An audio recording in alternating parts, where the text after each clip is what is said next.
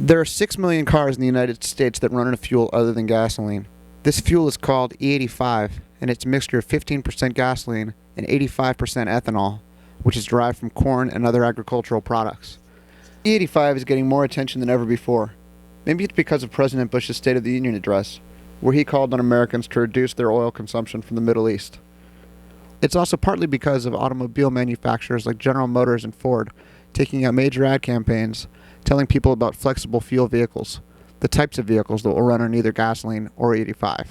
So, with all the talk about E85 and ethanol, I decided to see how easy it is to actually use it.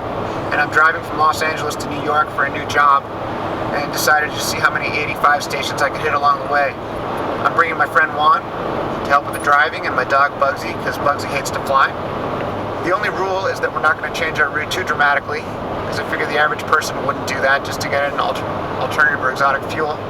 And we'll see how much E85 we can put in the tank between here and New York.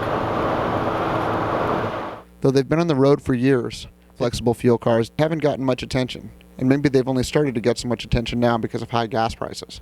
That's very true. In fact, we have found that many people do not know their vehicles are flexible fuel vehicles because these vehicles can run on 100% gasoline up to 85% ethanol. People can go on a website, E85fuel.com, to see ways that they can find out whether their car will run on E85. The first problem we've had is finding a car that will actually run on E85. I called a lot of rental agencies, including Avis, Dollar, Budget. They all told me that they don't have any flexible fuel cars at all. Then I found somebody at Hertz who said that they do have flexible fuel cars, but that they're not available in California because of emission standards there. We'll talk a little bit more about that later. So the plan was to come to Albuquerque, New Mexico and pick up a flexible fuel car here. But now that we're at the lot, it turns out that they actually don't have one for us. So our plan now is to press on, see how much E85 we would have been able to put in the tank if we had a flex fuel car, and hopefully we can pick up a flex fuel car somewhere else along the route.